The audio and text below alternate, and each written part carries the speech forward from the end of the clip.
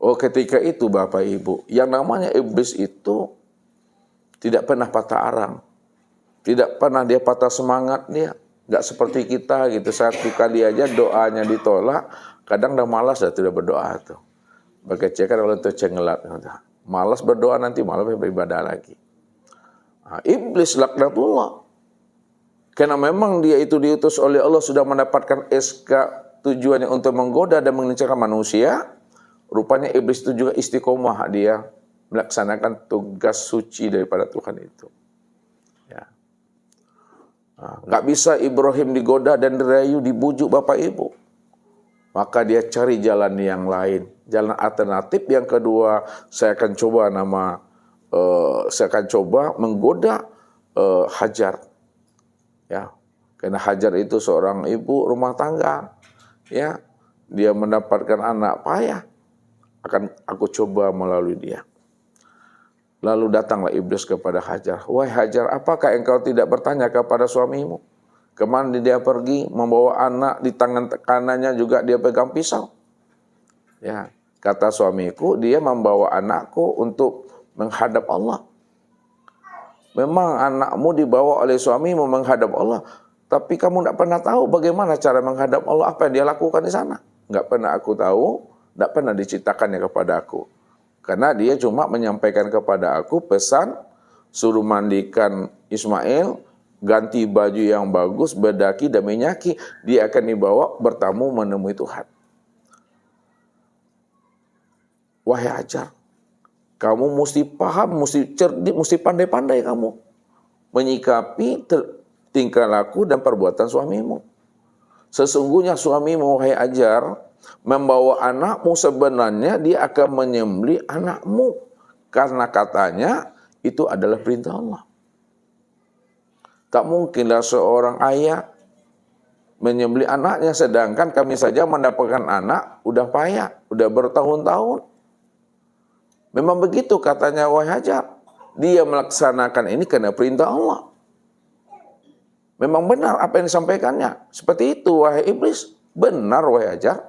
Kalau memang itu katanya adalah perintah Allah, jangankan anak aku pun siap bertarung nyawa di situ. Aku siap mengorbankan jiwaku kalau memang Allah akan minta kepada aku untuk berkorban pada saat ini juga. Aku bersedia mengorbankan jiwaku, jangankan anakku. Ini lebih gila lagi daripada suaminya nih. Dibilang lemah wanita itu, Hawa. Rupanya ketika dia tegak pada kebenaran, melebihi daripada suaminya, Bapak Ibu. Akhirnya iblis tadi itu stres, tapi stresnya itu tidak pandang-pandang lelek, Bapak Ibu. Ya, karena memang dia sudah ditakdirkan menggoda manusia, dia nggak pernah putus asa dan pernah pantang menyerah dia. Maka ketika Hajar sudah istiqomah dengan pendapatnya, kalau memang itu adalah perintah Allah, kata suamiku, jangankan anakku, diriku pun aku sanggup untuk mengorbankannya. Akhirnya iblis lari mengelak. Ya. Tapi lari mengelaknya tadi dari Siti Hajar tadi, Bapak Ibu, ya, bukan dia itu putus asa, bukan patah arang, tapi mencari jalan yang ketiga, yaitu mendatangi namanya Ismail alaihissalam.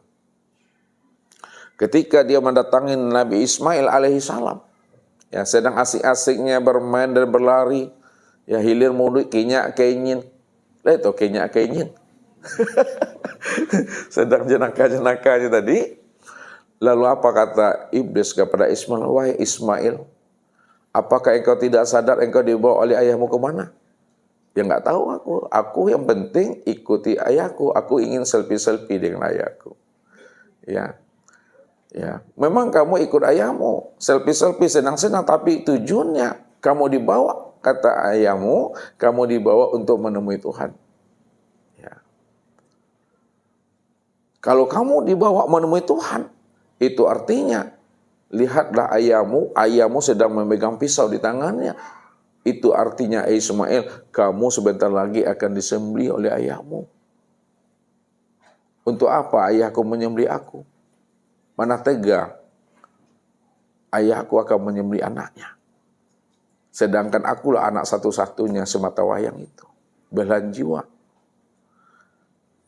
Ya. Walaupun kamu adalah anak satu-satunya daripada ayah dan ibumu, tapi kata ayahmu, ini adalah perintah Tuhan. Ini adalah perintah Allah untuk menyembelih kamu. Dia menunjukkan bukti cinta, keimanan, kepatuhan dia kepada Allah melebihi cinta dan sayangnya kepada anak dan kepada istrinya. Menunjukkan bukti kecintaan dan keimanannya kepada Allah melebihi cinta dan sayangnya kepada dirimu, hai Ismail. Kalau memang itu kata ayahku, ya, aku siap menunjukkan bukti bakti dan taatnya aku kepada ayahku, dan bukti bahwa aku ini adalah seorang anak yang soleh, taat kepada Allah.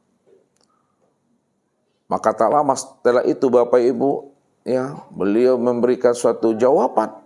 Diambillah oleh Ismail, ya, batu, kemudian iblis pun dilempar oleh Ismail. Maka kisah inilah yang disebut namanya kisah melempar jumroh itu. Ya, Jumratul Ula, Usto, dan Aqobah. Jadi Bapak Ibu, singkat ceritanya, ketika Ibrahim Khalilullah dan Ismail dibawanya di Mina, pada saat itulah Nabi Ibrahim berterus terang kepada anaknya Ismail. Ya. Apa kata Ibrahim kepada anaknya?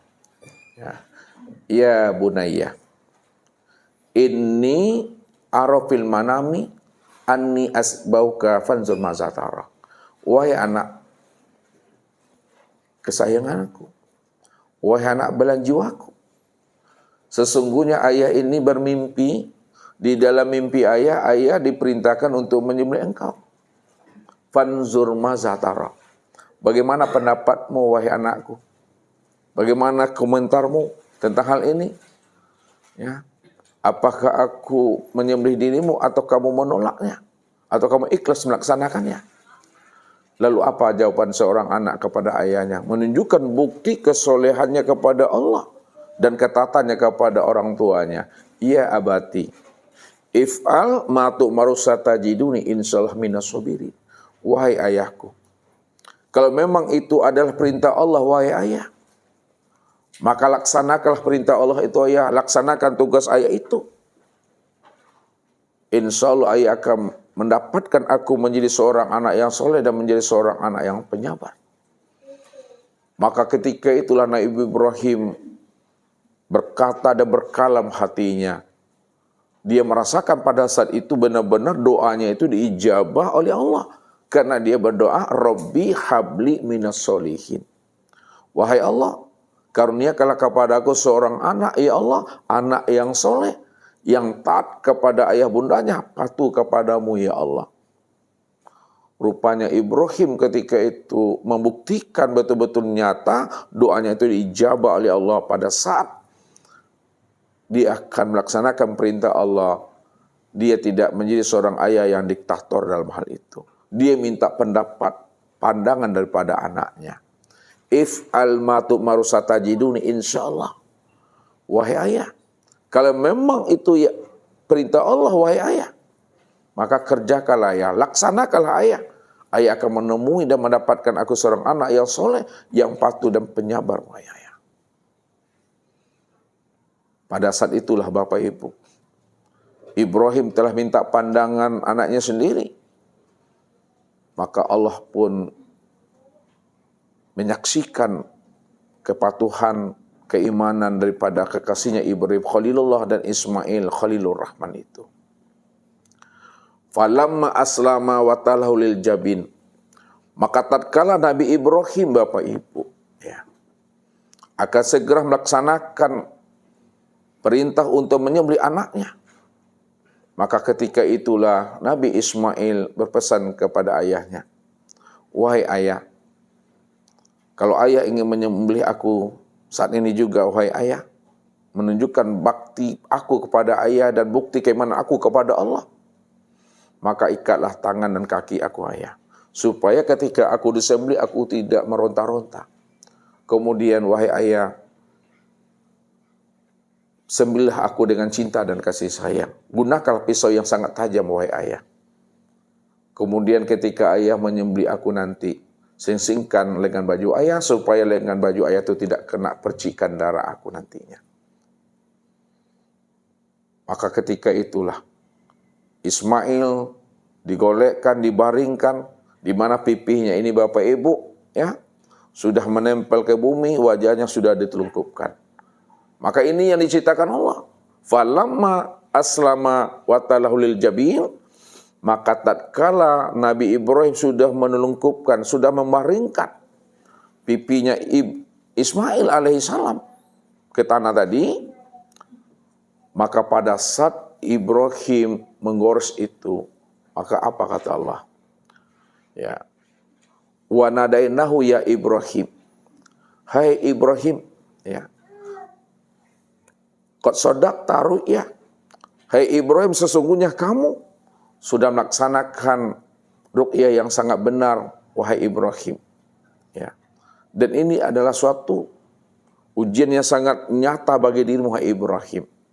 Apa yang terjadi Bapak Ibu? Pada saat dia menggoreskan pisau itu, ya, maka Ibrahim dengan memegang pisau yang sangat tajam untuk menggoreskan kepada leher anaknya, untuk menyembelih anaknya Ismail. Ketika itu terjadilah fa'alu lima yurid. Allah berkehendak di sana, pisau yang tajam Bapak Ibu tidak mampu memutuskan leher tenggorokan Ibrahim Ismail alaihissalam. Ya. Tak putus Bapak Ibu. Walaupun pisau itu tajam, tapi tidak mampu memutuskan tenggorokan anaknya Ismail. Ya. Ketika itu Ismail alaihissalam Bapak Ibu sudah pasrah. Ya. Untuk melaksanakan perintah Allah yang akan dilakukan oleh ayahnya. Bahkan kedua-duanya Bapak Ibu sudah pasrah untuk melakukan perintah itu. Tapi Allah berkehendak lain. Maka ketika dia menyembelih itu, maka disitulah para malaikat menyaksikan Bapak Ibu, ya, atas kepatuhan Nabi Ibrahim dan kesolehan anaknya. Maka ketika itulah Allah mengatakan, wa nadainahu ya Ibrahim qad sadaqta ru'ya. Hai Ibrahim, sesungguhnya kamu sudah melaksanakan perintahku. Inilah perintah, inilah ujian yang sangat nyata. Maka ketika itu Bapak Ibu, pisau yang tajam Bapak Ibu tidak mampu memutuskan leher anaknya bernama Ismail itu. Apa yang terjadi pada saat itu? Nabi Ibrahim sangatlah terheran Bapak Ibu, kenapa pisau yang tajam tidak mampu memutuskan leher anaknya. Pada saat itu pula lah Ibrahim mengayunkan pisaunya kepada sebuah batu. Batu pun terbelah dua Bapak Ibu. Kena tajamnya pisau itu. Pada saat batu terbelah dua, Nabi Ibrahim pun ngomong dengan pisau itu. Wahai pisau, ketika engkau aku ayunkan kepada sebuah batu, batu pun terbelah dua. Saking tajamnya engkau. Tapi ketika engkau aku goreskan ke leher anakku, aku ingin melaksanakan perintah Allah. Menunjukkan bukti kepatuhan aku kepada Allah dan kesolehan anak aku kepada Tuhannya dan kepatuhan dia kepada aku. Kenapa kamu tidak mampu memutuskan leher anakku itu? Maka ketika itu pisau pun ngomong Bapak Ibu, hai Ibrahim, ya, engkau perintahkan aku untuk menyembelih anakmu dengan ketajaman aku, tapi Allah berkehendak lain, jangan putuskan. Maka aku, hai Ibrahim, lebih patuh melaksanakan perintah Allah, mendengarkan perintah Allah, daripada mendengarkan perintahmu. Maka pada saat itu, Allah ganti Bapak Ibu, penyembelihan Ismail itu dengan kibar yang sangat besar itu. Ini yang Allah katakan, wa fadainahu bi zibhin azim. Aku ganti penyembelihan Ismail itu, kurban Ibrahim, dengan kibas yang sangat besar. Itulah kibas sebagai hewan kurban namanya Habil yang diterima oleh Allah Subhanahu wa taala. Kibas itulah yang didatangkan oleh Jibril ke dunia ini sebagai pengganti Ismail alaihissalam itu Bapak Ibu. Pada saat itulah Bapak Ibu melihat kebesaran Allah, maka para malaikat pun Bapak Ibu bertakbir di sana. Allahu Akbar, Allahu Akbar. Ketika malaikat melihat kebesaran Allah, bukti keimanan Ibrahim Khalilullah dan kepatuhannya melaksanakan perintah Tuhannya, di situ malaikat bertakbir Bapak Ibu. Ketika malaikat bertakbir Allahu Akbar, maka disahutlah oleh Nabi Ibrahim Khalilullah, la ilaha illallah wallahu akbar. Ketika disahut oleh Nabi Ibrahim, la ilaha illallah wallahu akbar, maka disambunglah oleh Nabi Ismail alaihissalam, Allahu akbar walillahil hamd. Maka rangkaian kalimat ini, para malaikat, Nabi Ibrahim dan Ismail, inilah menjadi lafaz takbir yang kita agungkan di setiap tahunnya Bapak Ibu. Menunjukkan bukti kebesaran Allah kepada para nabi dan para rasulnya. Melihat kepatuhan, keimanan dan kesolehan Nabi Ibrahim, Nabi Ismail, dan istrinya namanya Hajar kepada Allah Bapak Ibu. Dari cerita ini Bapak Ibu, apa yang kita ambil suatu hikmah dan iktibarnya? Kalaulah Allah melaksanakan perintahnya ini kepada Nabi Ibrahim Khalilullah, dan terjadi perintah itu, betul-betul terjadi penyembelihan kepada Ismail alaihissalam, maka setiap tahun Bapak Ibu pasti ada kurban anak namanya. Tapi itu tidak terjadi Bapak Ibu. Maka digantilah kurban Ismail itu dengan seekor domba, seekor kibas. Jadi kalau kita ini bernazar Bapak Ibu, nazar kita itu ingin mengorbankan seorang anak, maka diganti dengan kurban namanya domba. Inilah bukti keimanan kepatuhan kita kepada Allah. Jadi tidak boleh kita kurban anak, tapi kurban sapi, kurban domba Bapak Ibu. Ini cerita asal-usul kenapa Nabi Ibrahim itu diperintahkan oleh Allah untuk menyembelih anaknya. Jadi untuk lebih jelasnya Bapak Ibu, supaya kita mengerti, memahami namanya kurban ini secara zahir dan batin tentang pelaksanaan kurban ini, maka tunggulah pesan-pesan berikut ini.